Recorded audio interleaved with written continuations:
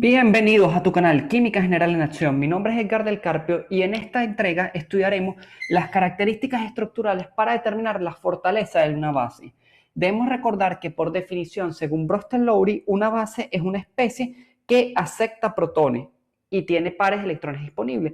Y según Lewis, una especie es un compuesto que es capaz de ceder pares de electrones.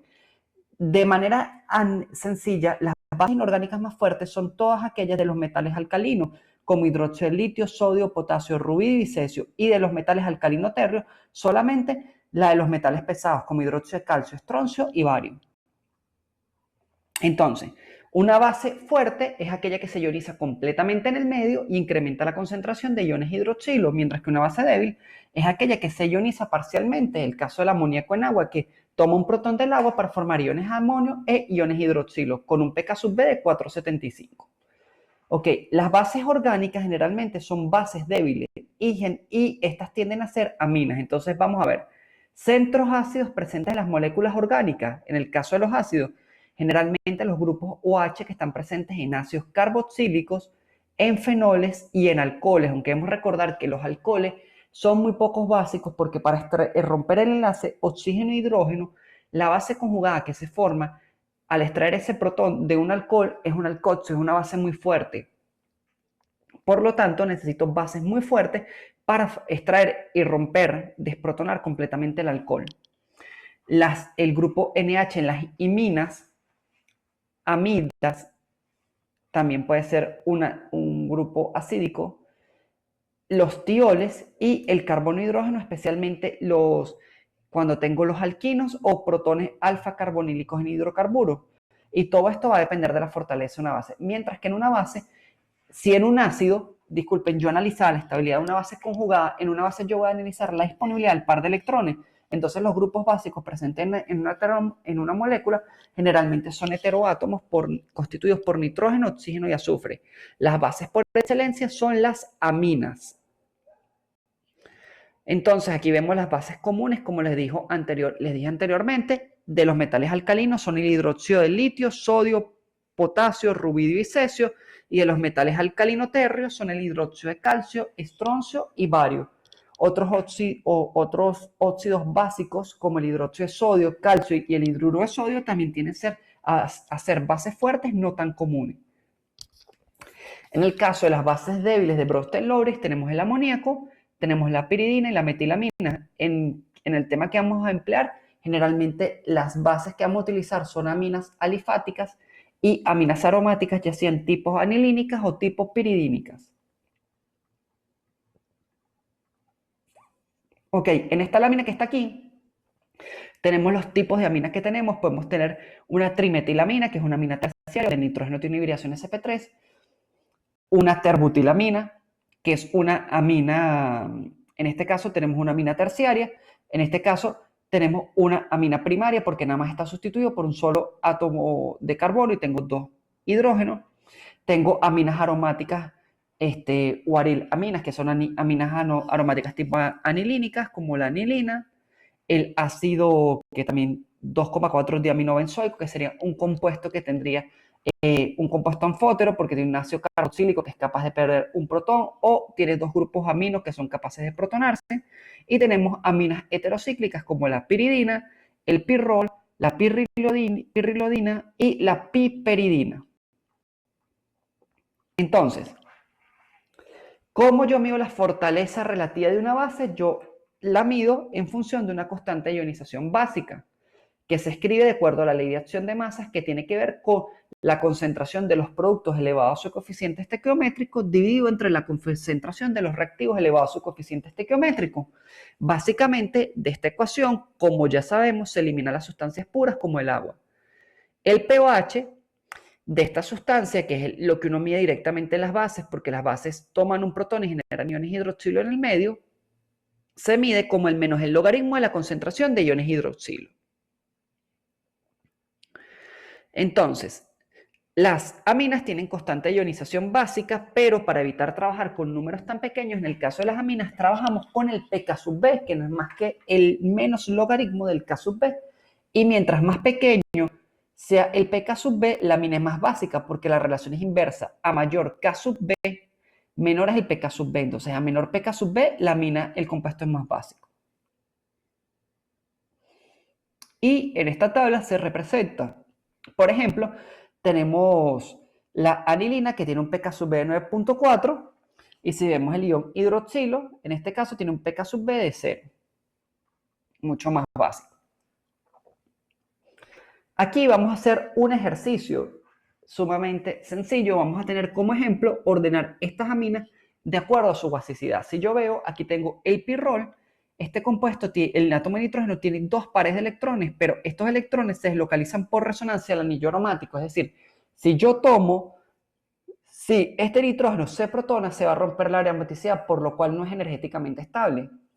En el caso de la Z-amida, esta amina, las amidas no son básicas porque este par de electrones del nitrógeno se deslocaliza completamente sobre el átomo de oxígeno.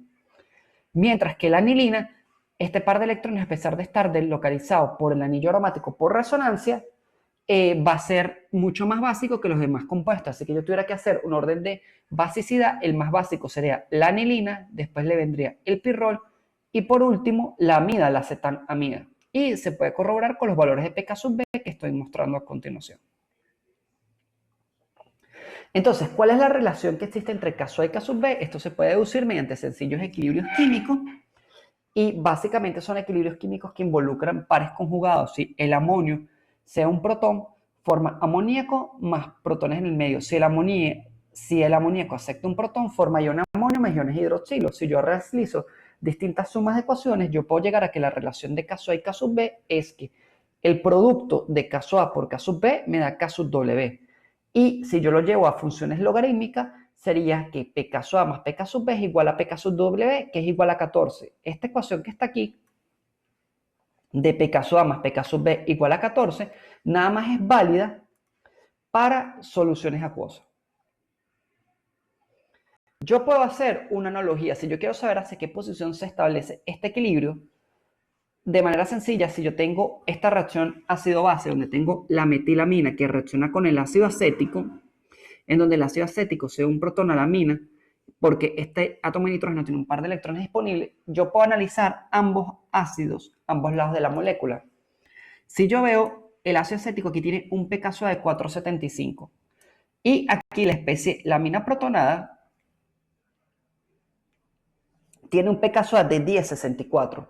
Como yo puedo ver, el ácido acético, al tener un pK sub A menor, es mucho más ácido que el ácido conjugado de la amina, de manera que el equilibrio se desplazará hacia los productos. Esto es una forma sencilla de hacer el análisis de equilibrio químico. Igual, si yo tengo un ácido acético más hidróxido de sodio para formar acetato y agua, como el ácido acético es más ácido que el agua, el equilibrio se desplaza hacia los productos. O si lo quiero analizar en función de las bases, el hidróxido de sodio es una base mucho más fuerte que el agua, por lo tanto, él va a tender a tomar el protón del ácido acético más fácil y el equilibrio, como habíamos concluido antes, se desplaza hacia los productos.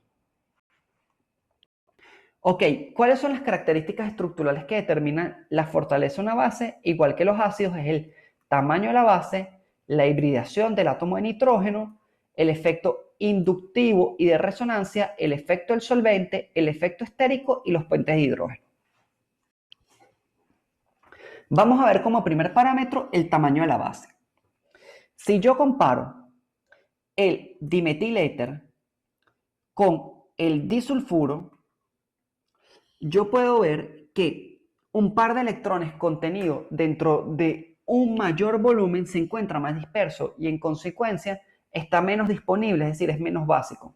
Entonces, el par de electrones sobre el átomo de oxígeno se localiza de mejor manera que sobre el átomo de sulfuro. Por esta razón, el dimetiléter, es decir, el compuesto con oxígeno, será más básico y tendrá un pK sub B menor a el compuesto con azufre.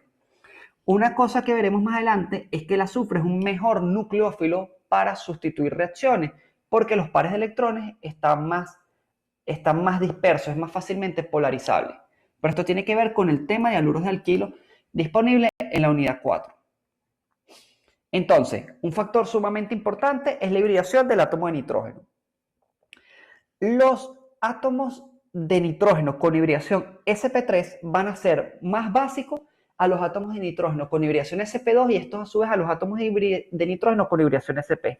¿Y por qué es esto? Porque cuando yo tengo un nitrógeno con hibridación sp3, él tiene poco carácter de orbital interno, es decir, de orbital s. Entonces este par de electrones está muy voluminoso en torno a una nube electrónica, está muy disponible para ser donado.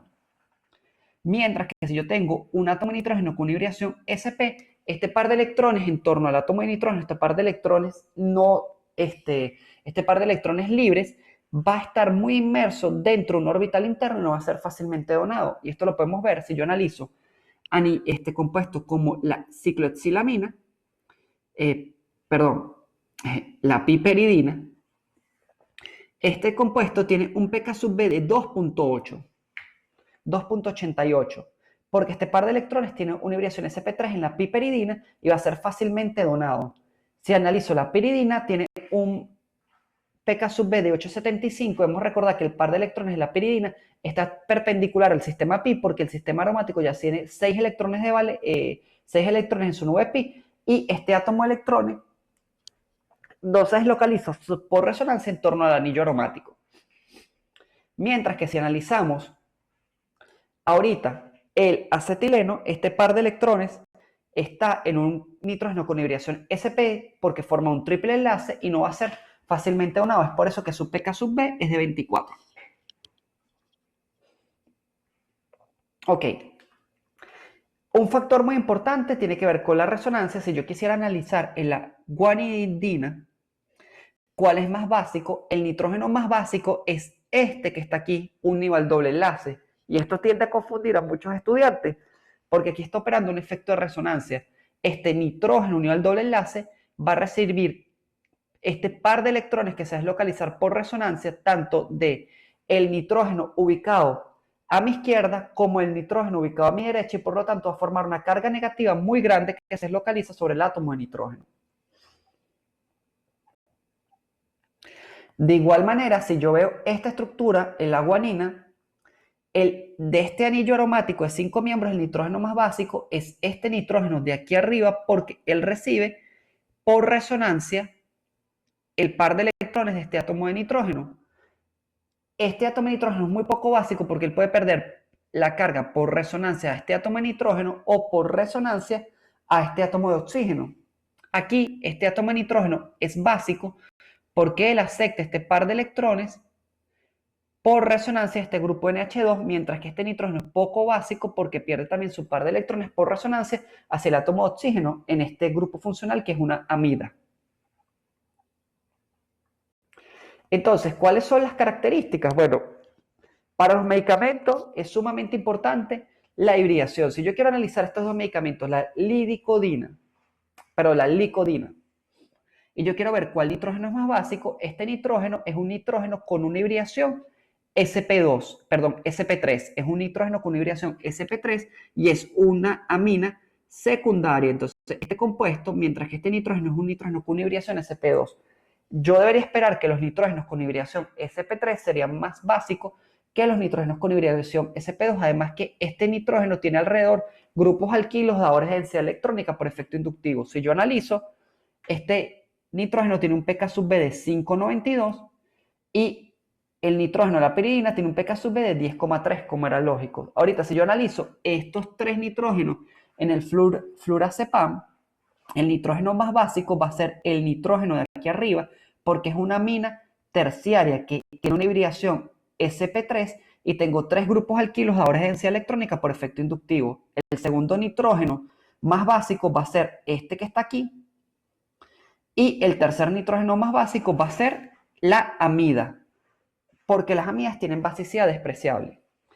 Bueno, por ahora ha sido todo. En nuestra próxima clase continuaremos estudiando la basicidad de las moléculas orgánicas, recordando que la basicidad de una molécula